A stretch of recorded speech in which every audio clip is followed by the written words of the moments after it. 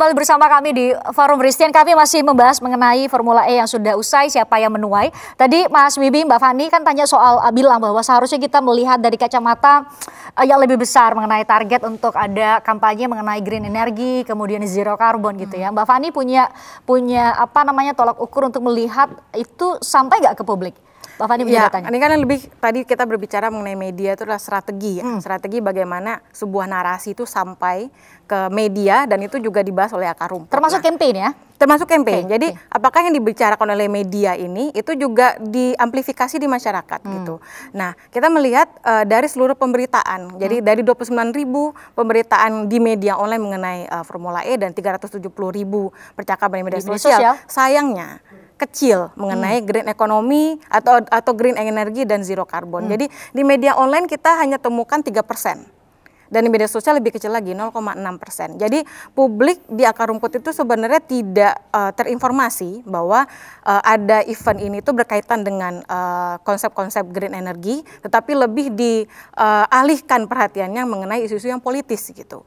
Jadi tuh Mas Wibi. Ya, justru kecil sekali perhatian publik ke green energy. Inilah problemnya ketika memang kita berhadapan dengan satu proses politik kan. Bahwasanya event Formula ini lahir daripada proses politik di DPRD dengan pemerintahan Pak Anies. Provinsi DKI Jakarta ya. Ketika itu menjadi suatu produk politik yang diinginkan oleh stakeholder yaitu Pak Anies tentang green economy, tentang sustainable energy. Tetapi memang hasil daripada politik itu tidak sesuai dengan harapan. Tapi ya inilah suatu apa yang harus penyebabnya menurut Anda? Ya ketika memang karena politik ini politis itu kan. Mungkin Pak Gilbert lebih mengerti ya bagaimana pressure politik terhadap event ini berjalan atau tidak. Komitmen fee dan kita harus hadapin dengan pandemi. Tapi yang saya yakini bersama, even though kita cuma mendapatkan 13% dari pemberitaan itu, tetapi edit value-nya jauh lebih besar.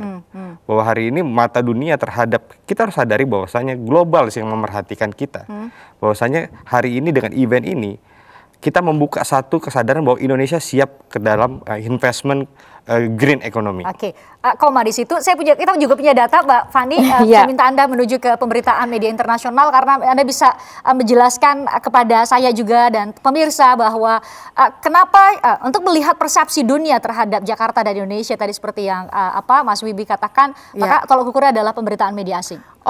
Dari pemberitaan media online Indonesia itu kan banyak sekali tadi 29.000. Nah, sayangnya, ini juga ada sayangnya juga di media internasional yang berbahasa Inggris. Kita sudah crawling juga dari 132 negara, itu dari database kita ada 1.900 media online. Hanya 60 berita yang muncul selama 2022 ini yang berbahasa Inggris mengenai Formula E di Jakarta. Gitu. Ketika awal Januari, ketika awal Januari Indonesia masih dianggap Jakarta ya, di mention itu sebagai pasif mention bahwa setelah event dari Dubai, event dari negara mana, ini akan diadakan di bulan Juni di Indonesia, di Jakarta. Nah, yang benar-benar substansial membahas mengenai persiapan dan Indonesia sebagai subjek dari pemberitaan itu baru mulai dari bulan April dan Mei. Seperti itu, mulai dari proses aspal, proses ini sirkuit. Jadi lebih update ke proses mau menuju ke penyelenggaraannya ya? Iya, baru mulai ke penyelenggaraannya. Pas di hari H memang ada beberapa pemberitaan 50-50, jadi apresiasi juga ada, yang juga meragukan dari media internasional juga ada. Misalnya seperti ada media dari Australia itu yang melihat bahwa Jakarta sebagai ada isu-isu yang dianggap ini daerah yang akan banjir dan lain-lain, dan berupaya untuk mengubah citranya melalui Formula E ini. Itu yang ditemukan di pemberitaan media internasional seperti itu. Tuh Mas Wibi hanya 60 berita, Mas Wibi. Yes. Saya baru dengar dari Mbak Fani. Tapi bagi saya itu bukan satu hal yang harus kita prihatinkan. Tapi memang saya katakan tadi bahwa isu besar ini bukan selesai di event Formula E saja. Tapi yang diharapkan itu adalah isu-isu yang lain, event-event yang lain, apa yang dilakukan oleh kita dalam hal menghadapi ancaman global tadi kan. Itu maksud Anda ini adalah milestone untuk upaya-upaya dan kampanye lainnya. Pak Emrus, kenapa?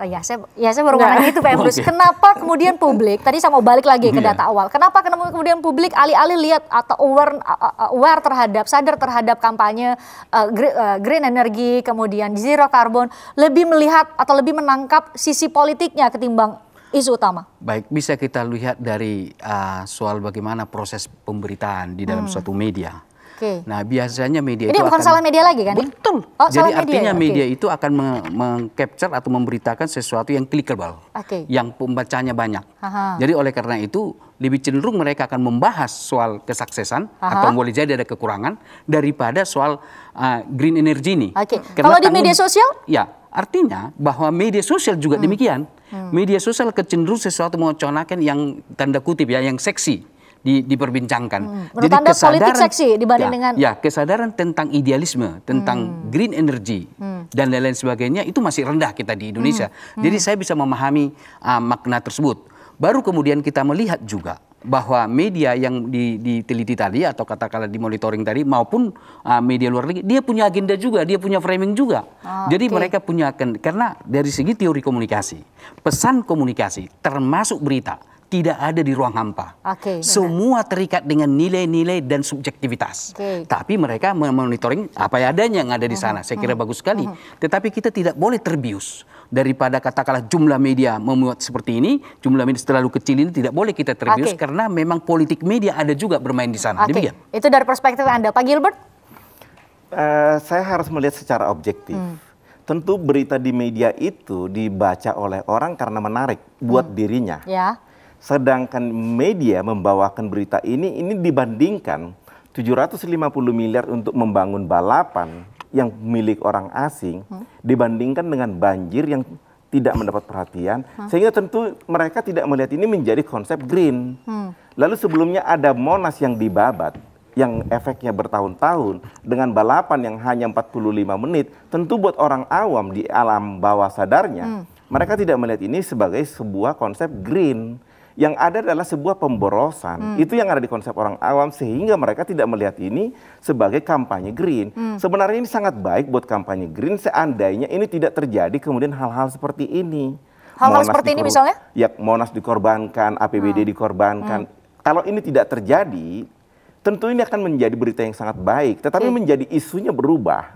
Karena ada kepentingan masyarakat dari diri alam bawah sadarnya melihat bahwa ini pajak kan dari saya nih masuk ke APBD. Loh kok menjadi dipakai buat sesuatu yang bukan kepentingan saya.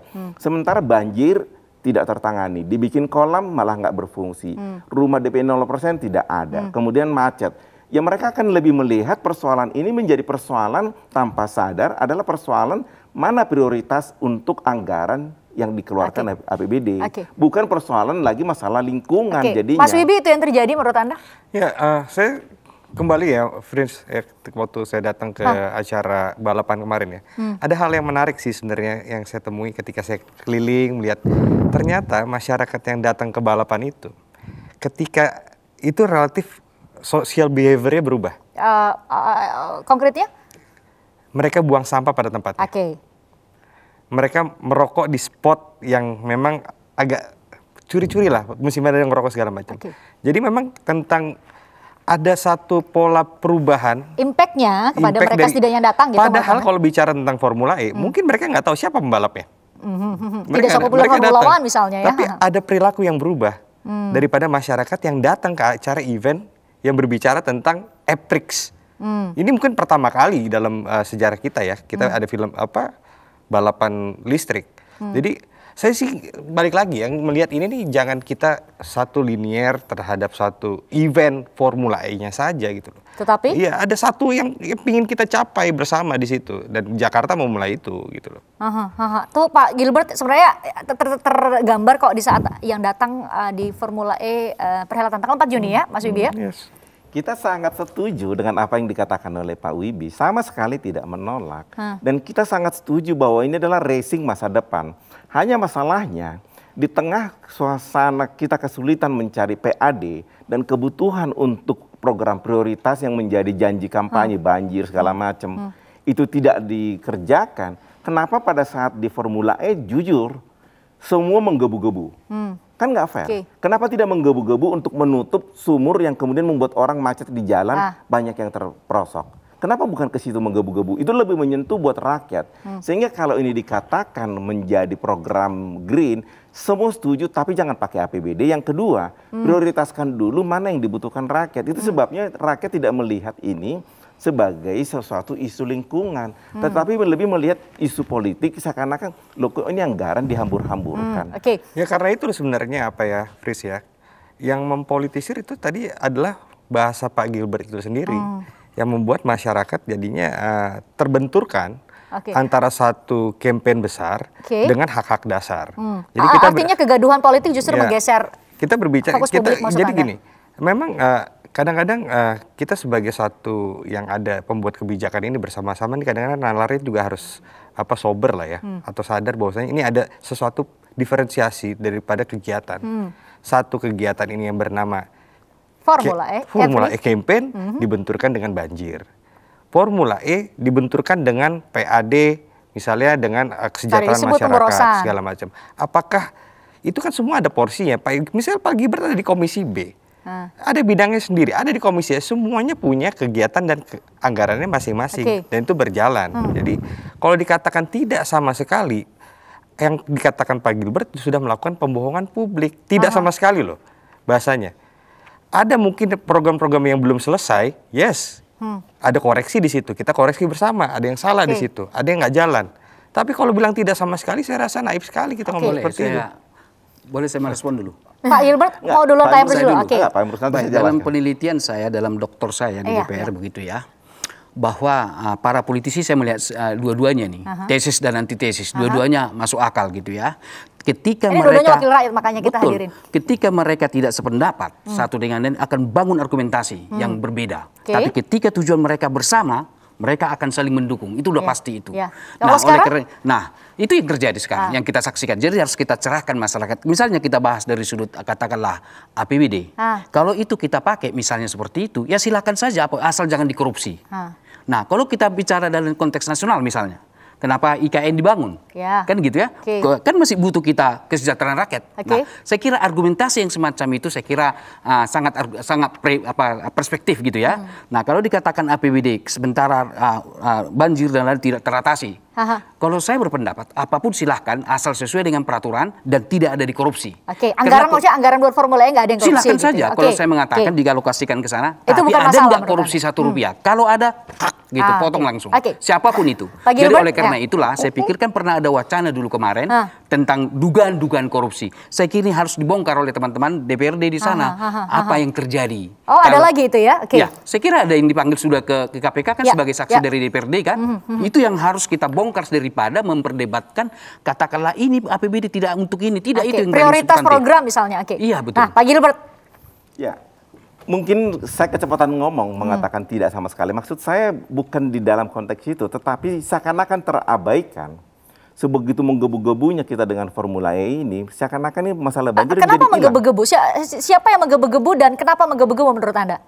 Ya karena begitu kerasnya kita menentang ini, lalu kemudian yang sini menjadi kontradiktif toh, itu wajar kan.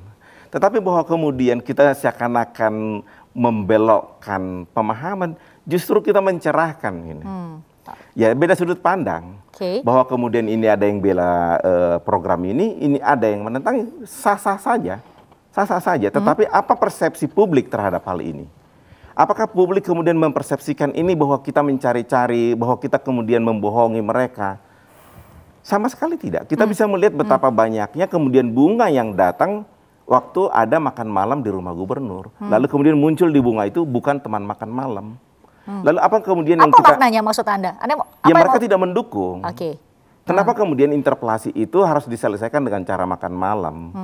Kemudian kenapa tidak dengan cara yang konstitusional di gedung DPRD? Lalu yang kemudian yang tadi dikatakan oleh Mbak Fani, bahwa ternyata publik juga mempersepsikan ini sesuatu yang mempunyai efek negatif.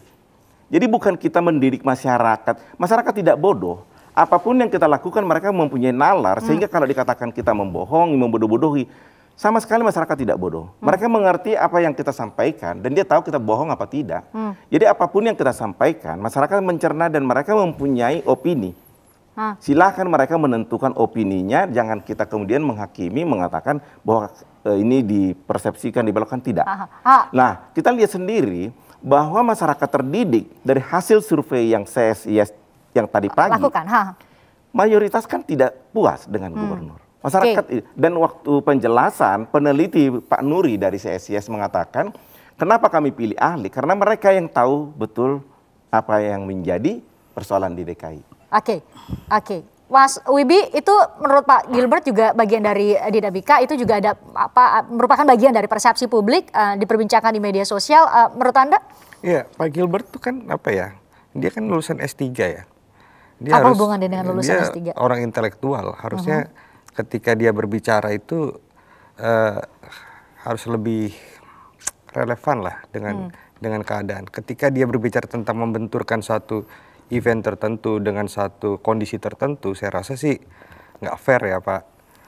Saya berharap lebih dari Bapak gitu loh. Jadi walaupun kita dalam posisi yang berbeda dalam melihat kebijakan ini, mendukung ataupun tidak, tapi di sini ada publik yang melihat itu. Jangan korbankan apa yang menjadi perbedaan kita menjadi satu wacana opini pada publik untuk membenturkan itu. Karena ke depan seharusnya menurut Anda diberi porsi. Misalnya contohnya, ketika misalnya pemerintah harus mensubsidi BBM dengan kompensasi yang luar biasa besar, itu kan sangat amat tidak populis kalau misalnya kita menaikkan harga bensin di tengah pandemi segala macam. Tapi ada satu hal yang lain yang ingin dicapai di situ. Dan kita di situ harus melihat itu dalam suatu kacamata yang jelas. Sehingga nanti ke depannya polarisasi ataupun pemikiran publik itu tidak terkorbankan dengan syahwat politik kita. Sedikit Mbak Fani, saya lihat Anda punya data, mungkin agak sulit kita sampai tampilkan di layar, tapi sedikit sebelum kita jeda, Anda memang membaca di media monitoring ada polarisasi ya soal isu ini, soal Formula E di media sosial, publik kita, di media sosial terutama. Mungkin Mbak Fani bisa sampaikan tuh Mamang. Iya, sebenarnya tuh polarisasi ini memang tidak terlepas dari persoalan politik yang tadi Bapak-Bapak ini sampaikan gitu. Dari selama 2022, karena saya memang membahasnya di tahun ini saja, itu yang mendukung Formula E memang lebih banyak, ada 64%. Tetapi yang kontra dan itu berafiliasi kepada figur tertentu dan kekuatan politik itu 27%. Nah sebenarnya ada 8% dari masyarakat Indonesia ini yang sebenarnya benar-benar suka Formula E tanpa embel-embel politik. Ada itu 8%? Ada 8%. Dan itu sebenarnya adalah kalau jika ini yang target yang ingin dicapai dan kelompok ini yang ingin dibesarkan oleh Pemprov DKI dalam event Formula E ini, sebenarnya sudah ada basicnya, ada fans Formula E yang memang sudah tadi, ya? Aware terhadap green economy, green energy dan lain-lain gitu. Jadi sudah ada basis fansnya sebenarnya. Gitu. Kita coba bedah tadi, ternyata ada yang memang mendukung Formula E lebih besar, berapa persen lebih tadi? Besar, 64% selama 2022. 64%. Nanti saya minta tanggapan dari Pak Gilbert usai jeda di Forum Christian.